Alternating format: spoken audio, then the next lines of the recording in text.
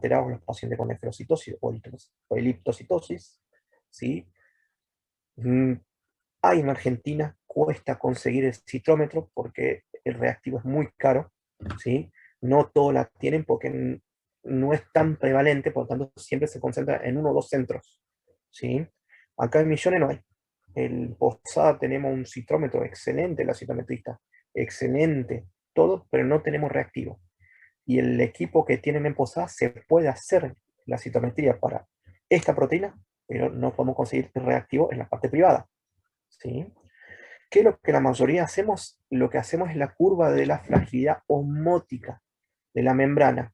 ¿Qué es lo que hacemos? A un glóbulo rojos le lavamos, le sacamos todos los anticuerpos circulando y le ofrecemos soluciones distintas molaridad para ver la discapacidad que tiene de deformarse los glóbulos rojos, ¿sí? Si hay una alteraciones de la deformabilidad, que la curva se empieza a desviarse, ¿sí?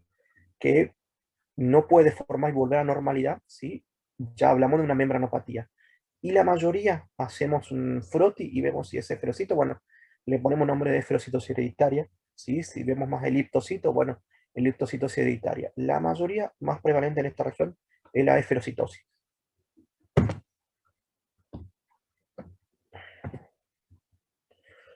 Bueno, estas son las enzimopatías. Son difíciles, raras, realmente, ¿sí? Esta parte, esperamos que vamos a invertir un poquito para ver los nombres que son. Bueno, exoquinasa, ¿sí? La alteración de la exoquinasa es una incidencia muy rara. Autosómicos residantes, ¿sí? Produce hemólisis, no tiene alteración neurológica ni miopatías. La observación se ve 2,3 de peptidoglucosa bajo, poco tolerancia hacia la anemia. Realmente es rarísimo de encontrar, ¿sí?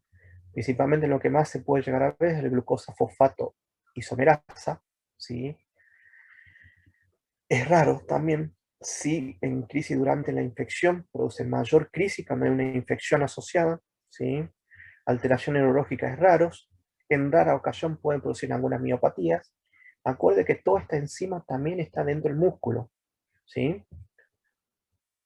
Después tenemos fosfrutoquinasa, ¿sí? Es otra patología rara también, ¿sí? Cuando usted ve todo este cuadro, todos son raros, ¿tá?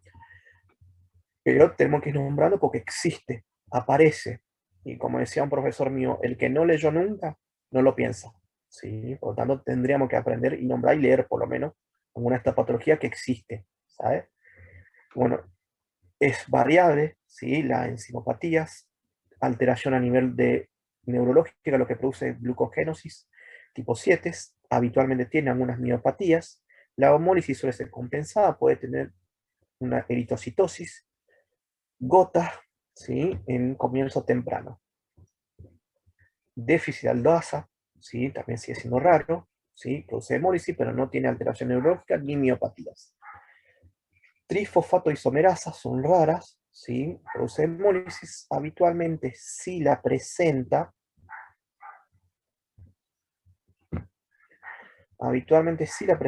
algunas alteraciones neurológicas, ¿sí? Se asocia con una enfermedad neuromuscular debilitantes, progresiva, con espasticidad generalizada e infección recurrente y complicaciones cardíacas, ¿sí? Fosfogliceratos quinasas, ¿sí? Esto es recesiva, está ligado al cromosoma X, o sea que siempre somos los hombres enfermos. Es habitual ver la hemólisis y está asociado con las neuropatías, una enfermedad neuromuscular debilitante progresiva con espasticidad generalizada e infección recurrente. Y también produce perdón, esa es la primera, se asocia con retraso mental, perdón, y alteración de las conductas, ¿sí? En algunos casos raros puede producir algunas miopatías, ¿sí? Bueno, después existe difosfogliceratos mutasa o difosfoglicerato fosfatasa, ¿sí? La hemólisis es poco común, ¿sí? Son muy raras y produce una eritocitosis, no anemia, sino que aumenta los glóbulos rojos de forma leves. Enolasa, ¿sí? También sigue siendo raro, autosómica dominante, ¿sí? Produce hemólisis sin alteraciones musculares ni neurológicas. Deficiencia parcial con fenotipo de esferocíticos, ¿sí? Déficit de lactato deshidrogenasa. Es raro, ¿sí? No produce hemólisis. En algunos casos raros puede producir una muerte súbita, fatales, ¿sí? Con las miopatías. Falta de su unidad H, lo que no produce hemólisis.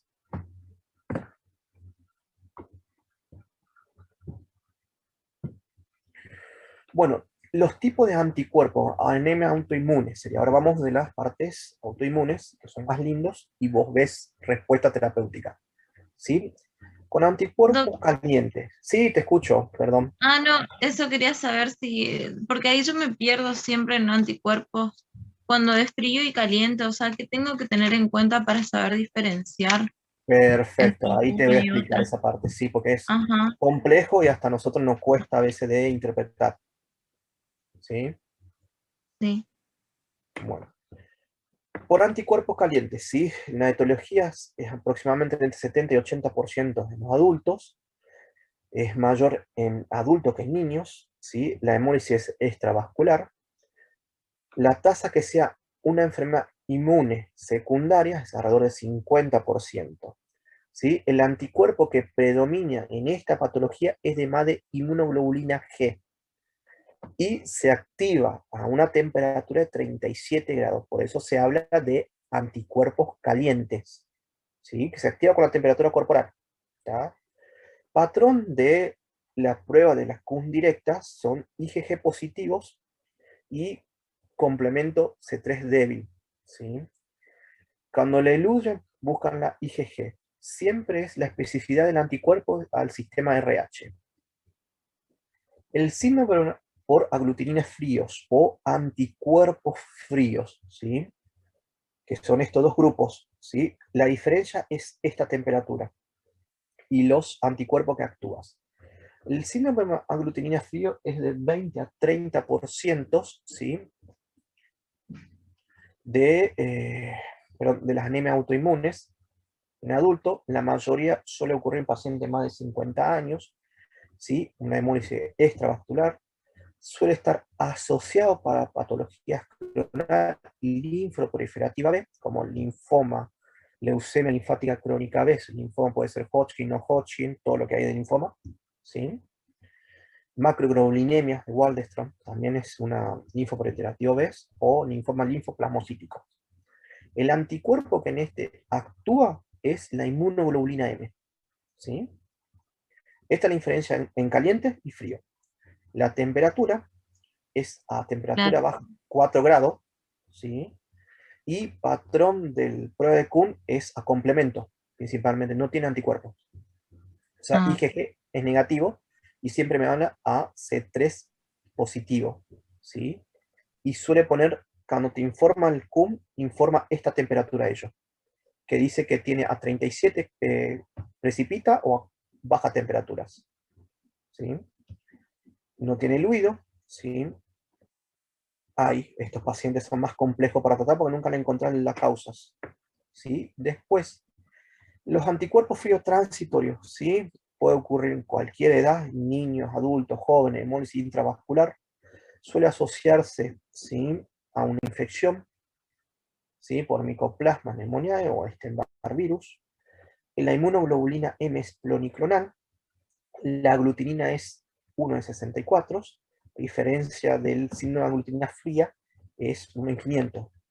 Se aglutina a 4 grados y el componente es más C3, ¿sí? Eluidos no negativos, antígeno I menos I, ¿sí?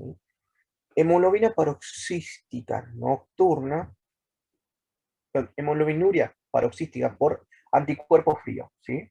Es poco frecuente en los niños, ¿sí? Hemólisis intravascular, suele estar asociado a micoplasma, ¿sí? Y a algún otro virus. En este caso, ¿sí? El anticuerpo es a IgG, ¿sí? Y a una temperatura más de 30 grados se activa, se aglutina, ¿sí? Pero el componente que más utiliza es complemento, ¿sí? El C3. Después existe tipo mixto, con hemólisis extravascular adultos, ¿sí? La mayoría son los linfomas células B, tiene IgG, IgMs, te pone la temperatura de reacción entre 4 y 37, o sea, ocupan los dos componentes, ¿sí? Informa el patrón de IgG más complementos, ¿sí? El glutinina es IgG y por reactividad, que significa que es panaglutina a todas las membranas en anticuerpo caliente o anticuerpos fríos. ¿Sí? Bueno, Doctor, en la anterior, en la que dijo la anemia paroxística nocturna con anticuerpos fríos. ¿Por qué sí. sería por anticuerpos fríos si se activa a temperatura ¿Por qué más de motivo? 30? Porque el caliente hablan de 37 grados, sí o sí. Por debajo de eso ya es frío el anticuerpo, ¿sí? ¿En qué sentido me cambia clínicamente? El paciente se activa la hemólisis cuando el cuerpo está en un sitio frío. El ejemplo para darte, un paciente de 70 años con síndrome de aglutinina, ¿sí? Fría, cuando viene al consultorio, lo primero que yo hago es apago el aire antes que entre pacientes, para que la temperatura esté lo más caído posible, y al paciente siempre le explico cada vez que va a un médico, colóquese un abrigo, a pesar que haga 45 grados en la provincia de Misiones, lleves un suetecito en la mano cada vez que entra a la sala de espera, donde siempre hay aire, está fresco, que se coloque. ¿Para qué? Para que no haga hemólisis. Suele tener acrocianosis, los dedos, la parte distal de los dedos va a estar azuladas, la punta nariz azuladas, el labio azulado cuando se expone al frío, y donde hay hemólisis, ¿sí? Lo mismo ocurriría con los niños paroxísticos, ¿sí? Porque cuando se expone a una temperatura un poco más bajo de los 37 grados, ¿sí? Se activa, ¿sí? Y produce hemólisis, ¿ya? Por eso muchas veces en los pacientes con autoinmunes le pedimos que no se exponga al frío cuando se hace un estudio, ¿sí? Hasta que no tengamos los resultados completos de inmunohematología, que es lo que informa esto, ¿sí? ¿Qué, qué sería? Un paciente que tenga un diagnóstico reciente de una anemia hemolítica, lo primero que nosotros pedimos al estudio, además de análisis de sangre, todo, es una tomografía. ¿Para qué? Para buscar esta parte. Principalmente, lo que más nos compete a la hematología es la parte linfoproliferativo B. ¿Sabían? Estos dos, ¿sí? Para descartar lo más grave que requiere un tratamiento distinto a las otras enfermedades, ¿sí? De hemólisis. ¿Qué es lo que nosotros ofrecemos a los pacientes cuando tenemos? Bueno, la tomografía. Le pedimos cuando va al tomógrafo, en un ambiente frío, realmente sentís frío, ¿sí? Hasta la persona del sur va a entrar, eso va a sentir frío porque está alrededor de 16 grados, para que no sobrecaliente el equipo, ¿sí? Le pedimos que vaya encapuchado, tapado hasta el cuello más o menos, ¿sí? De la frazada para que se haga la tomografía. Si tengo la inmunohematología, sí, si es anticuerpo caliente, le digo, anda nomás, hacete la tomografía, pero la mayoría le pedimos que se capuche. Una persona normal, sin anemia hemolítica, se suele tapar en tomografía porque hace realmente frío, ¿sí? Y la idea es no activar estos anticuerpos, ¿sí? A temperaturas bajas, porque le aceleramos más la hemólisis. Bien, después de hacer la tomografía, lo que hacemos es inmunohematología, me dice, bueno, positivo o negativo, a qué anticuerpos, ¿sí? Directa, positiva o positiva, directamente lo que hacemos es le hagamos corticoide a alta dosis. ¿Qué puede ser? Le podemos dar solumedrol, que sería metilprednisolona, de 500 a 1 gramos, ¿sí? Por 3 días consecutivos. Luego lo bajo a vía oral, ¿sí? Prednisona o meprednisona a 1 miligramo por kilo, por 30 días de inmunosupresión, ¿sí? Pasados los 30 días, si tienen respuesta, que la mayoría responde rápidamente a la semana, ya ves que ya no tiene más hemólisis, ¿sí? Criterio de internación es cuando se aleja del criterio transfusional y está estable el paciente. Bueno, hay pacientes que en 2 o 3 días ya arranca y ya queda tranquilo, ¿sí? Hay otro paciente que le esperamos 7 días y luego le damos el alta con corticoides. 30 días consecutivos, ¿sí? Que le conlleva todas las complicaciones por inmunosupresión, por ende se va con Bactrim, ¿sí? Forte, que es trimetoprim sulfamethoxazol más, sí, está bien, sulfamethoxazol o cotrimoxazol, ¿sí? A una dosis de 80 a 160 trisemanal para PCP. para Kirovesi, creo que es PCP, ¿sí? Le damos antiparasitario de entrada para desparasitar, para que no me disemine con la inmunosupresión. Le solemos dar calcio para disminuir la osteoporosis secundaria a esteroides, ¿sí? Le avisamos al paciente que puede producir euforia, aumento del apetito, la culpa no es nuestro que es aumente de peso ni del corticoide, ¿sí? Retención de líquido, que le puede producir una cadena llena, una giba dorsal, que es un Cushing, ¿sí? Y que se cuide lo más que puedas, cualquier cosa vuelva en caso de sintomático, o a veces pierde el efecto, o le pedimos que nunca se olvide de tomar, que tome sí o sí 30 días, y después le vamos descendiendo, después del día 31 del tratamiento corticoide, le vamos bajando en forma lenta, ¿sí? Nosotros vamos tapering, ¿sí? Muchas veces cuando estamos apurados le bajamos 10 miligramos de cada 72, 48 a 72 horas, rápidamente. Obviamente todo depende de la respuesta que tiene el paciente al corticoide. Si el corticoide me dice, el paciente tiene mala respuesta al corticoide, no le puedo descender rápidamente el corticoide, pero si tiene muy buena respuesta, sí, y la idea es sacar rápidamente el corticoide. Bien, si no me responden los pacientes como segunda línea, les puede estudiar tomografía, biopsia médula ósea para descartar linfoproliferativo, ¿sí? Serologías virales, ¿sí? Para ver que no tenga algunas infecciones, ¿sí? La idea es hacerlo y luego largar.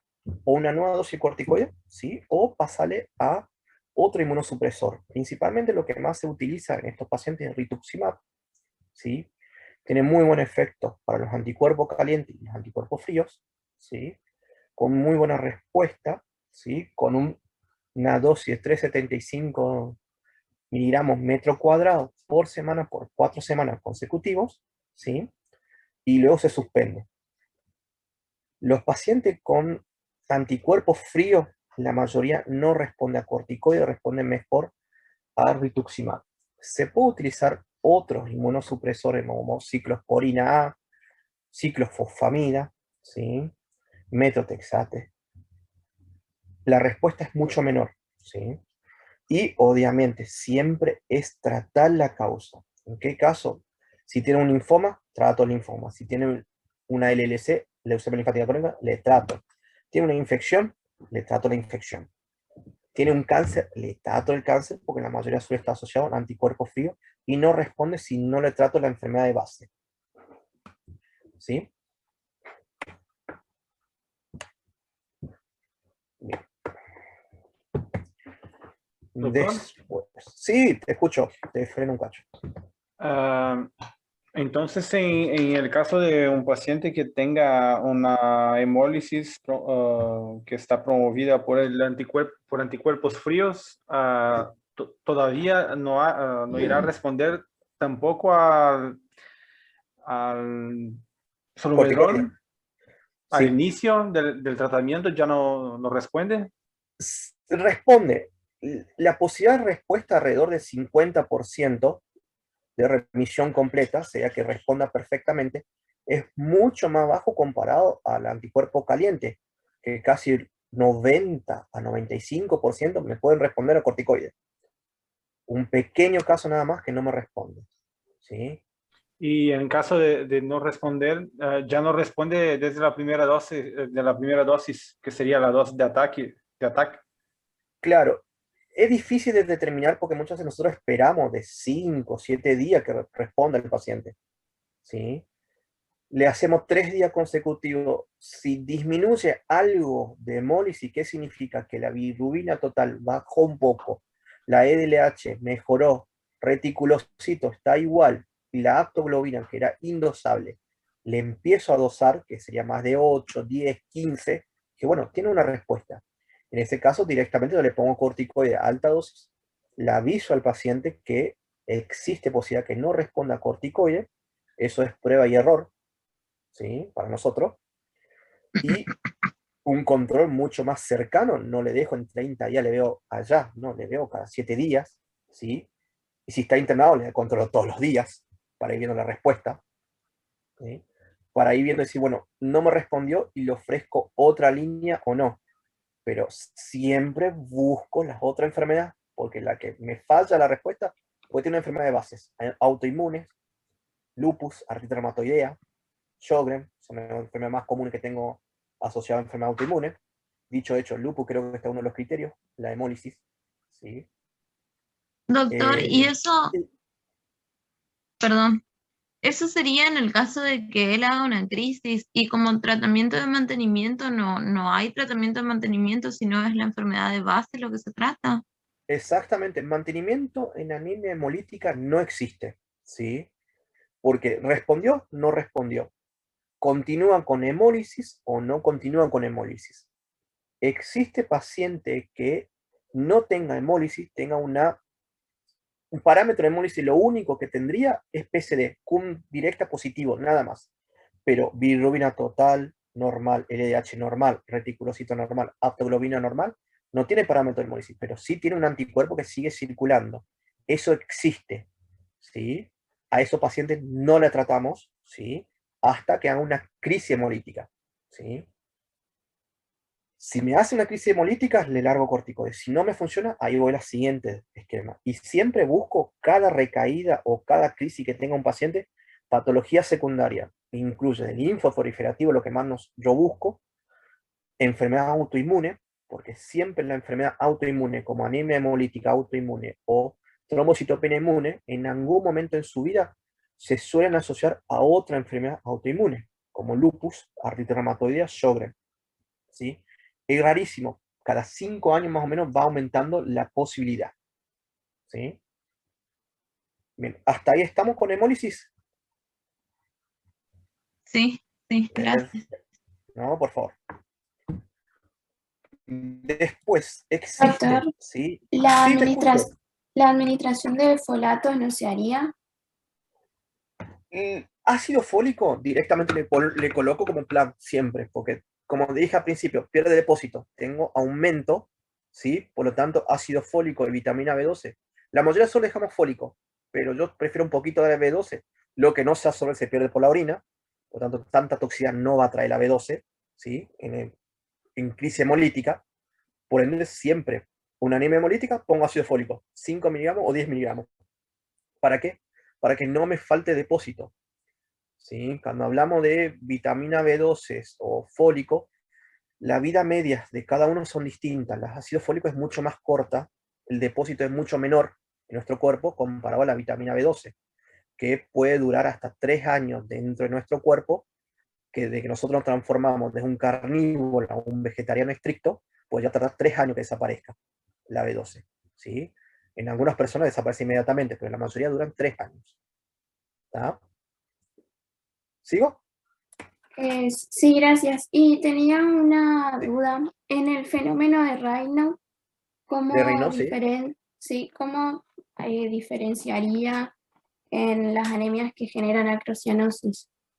O si hay Principalmente, algún... no, principalmente lo que tiene son criaglutininas en el fenómeno de Raynaud, ¿sí? Una acroxianosis. La mayoría producen anemias con parámetro hemolítica, ¿sí? Que la prueba de CUM puede ser directa positiva o indirecta positiva, a anticuerpo frío, ¿sí? Es raro que se asocie el fenómeno de Raynaud siempre con crioglutinina, con anemia hemolítica, ¿sí? Pero cuando lo empiezo a estudiar aparece. Y muchas veces el valor del hematocrito y de la hemoglobina es falsamente baja. ¿Por qué? Yo cuando saco sangre, le saco de una temperatura de 37 grados la sangre, y cuando le pongo en los tubos, el tubo está más frío. Por lo tanto, ese fenómeno ya me hace que se aglutine los glóbulos rojos, y cuando yo paso por la máquina, me dé una anemia mucho más severa de lo habitual.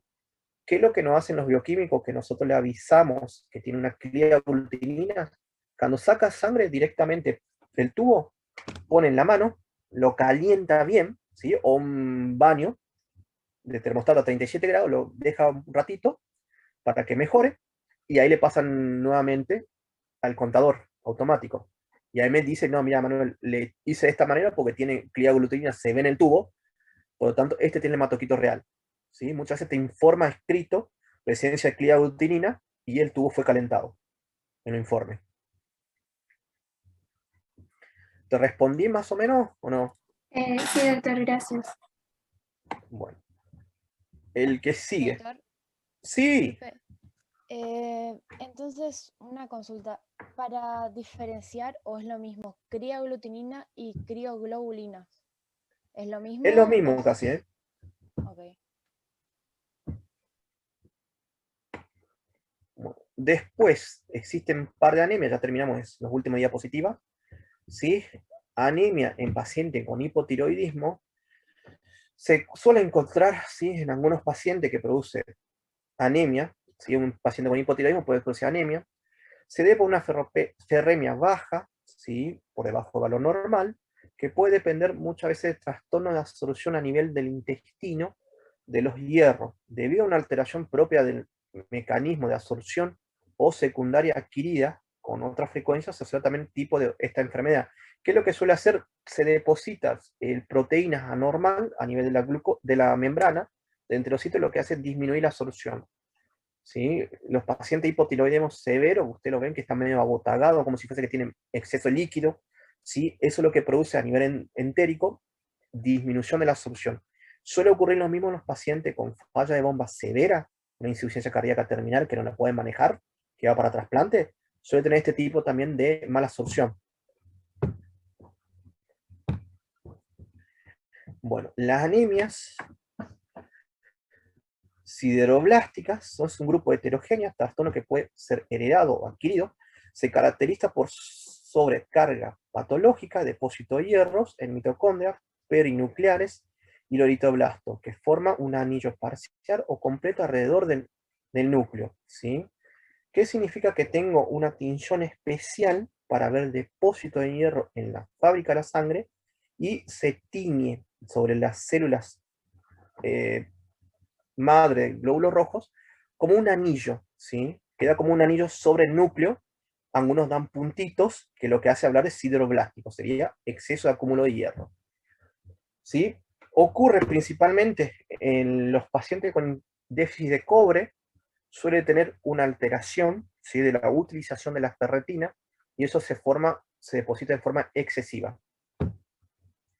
Después, la anemia mieloptísica, ¿sí?, o nosotros lo solemos llamar reacción leucemoides o síndrome mieloptísico, porque veo neutrófilos inmaduros como encallado, ¿sí?, o un poquito más promielocitos, ¿sí?, con presencia de eritroblastos circulantes, ¿sí?, o una reacción que llamamos nosotros reacción leucoeritoblástica, ¿sí?, que aumenta los glóbulos blancos y suele estar circulando eritroblasto que no debería estar circulando en sangre periférica, excepto que tenga una hemólisis feroz que sí fabrique más.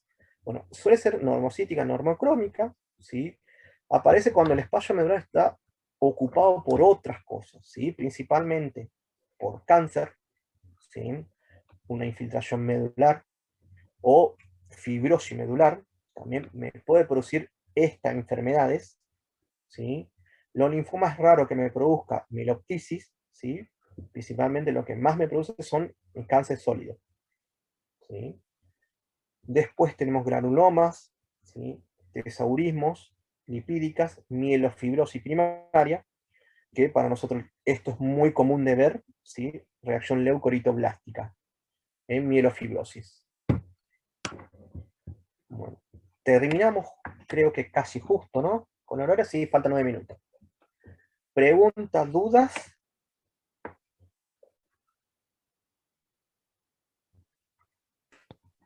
Doctor, Te escucho.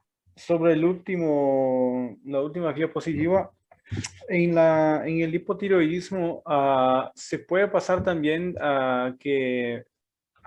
porque el organismo disminuye el metabolismo Exactamente. y la principal forma de estimulación de excreción de eritropoyetina es la necesidad de oxígeno. ¿Se podría estar dado por eso también o no? No, por eritropoyetina casi no se asocia mucho con la eritropoyetina y hipotiroidismo. La mayoría se debe, sí, por hipometabolismo, por un lado, por otro lado, es la mala absorción que produce. Es muy raro verlo, ¿sí? Pero cuando tengo una anemia, cuando nosotros empezamos a estudiar, yo lo pongo de un perfil tiroideo, que dije, no tiene clínica, pero igual la pido. Dicho hecho, la mayoría tengo pacientes con hipotiroidismo, ¿sí? Que diagnostica el hematólogo, no el clínico, ¿sí? O una tiroiditis Hashimoto, y muchas veces le mando al endocrinólogo para que me mejore. La parte tiroidea, igual con hierro recupera. Hay algunos pacientes que me cuesta recuperar, le tengo que hacer endovenoso por la mala absorción, pero cuando quedan en neurotiroides, suelen andar perfecto los pacientes. Bien. Bueno, entonces no tiene nada que ver la cuestión de la necesidad de oxígeno influenciar más que la presión de oxígeno en la sangre. Sí, no. En la parte ese de hipoxemia y eso va principalmente para la falla renal, ¿sí? En algunos pacientes con insuficiencia respiratoria, usted lo que va a más ver es poligloburia. Dicho hecho, es una causa de poligloburia. ¿Sí? Bueno, gracias, doctor. Si le aparece duda después de la charla, todas las clases que damos, ¿sí? No sé cómo podemos pasar mi mail. A ver, acá está mi mail. Doctor, Sí, te escucho. ¿siempre vamos a tener en este mismo horario? Eso es lo que me pasó el doctor Miguel.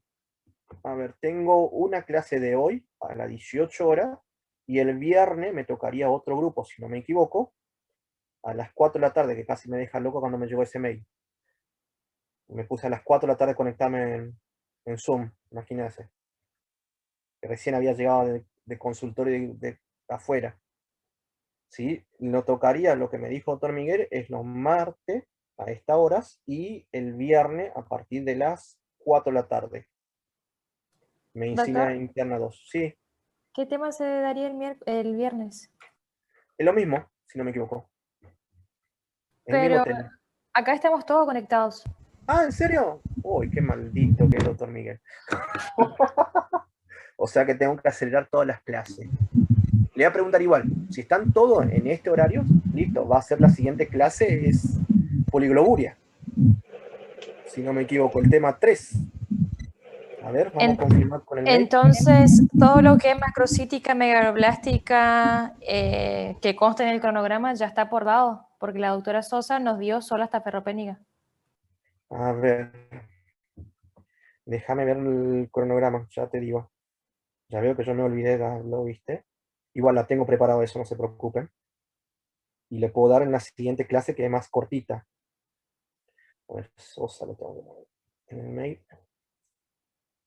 Doctora Sosa, programa de medicina.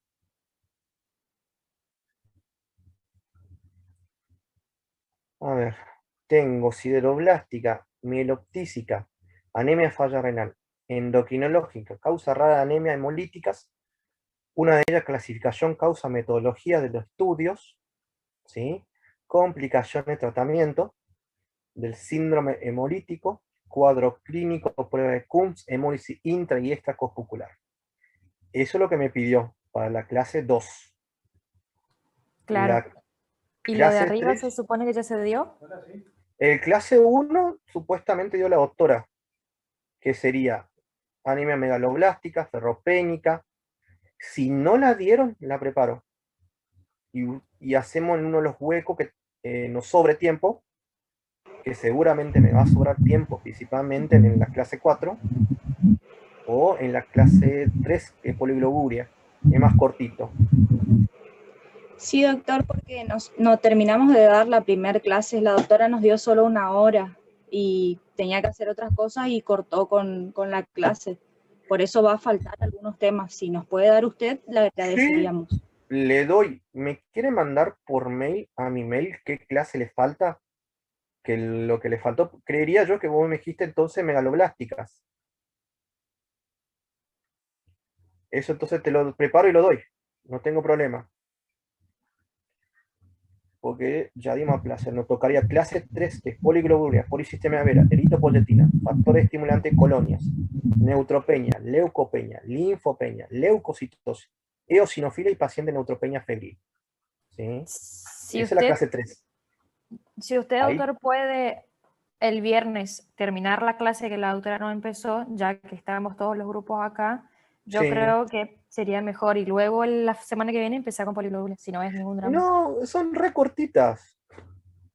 Por eso, la puedo meter junto. No es tanto... Ah, bueno. Tanta información no la tiene. La única que sí la tosigo es neutropenia. Que esa sí necesito que sepan, porque en caso que ustedes van a la guardia recién recibidos, que es la mayoría de nuestro primer trabajo que tenemos antes de entrar a la residencia, vemos neutropenia febril de los oncológicos, los hematológicos, y la sobrevida cambia si la hacemos, si pensamos primero y si la tratamos en tiempo y en forma, me cambia drásticamente, porque se me pueden morir en 3 horas el paciente, a ese nivel. Por eso sí le daría más hincapié mucho en la charla, aparte principalmente en neutropenia febril, que es una cosa que también pienso que es muy importante. Y ahí le agregamos entonces lo que falta. ¿Le parece, chicos? Bueno. Bueno, gracias por aguantarme. Perdón la inconveniencia con el sistema. ¿Sí? Nos estaremos viendo entonces el viernes a las 4 de la tarde, todos juntos.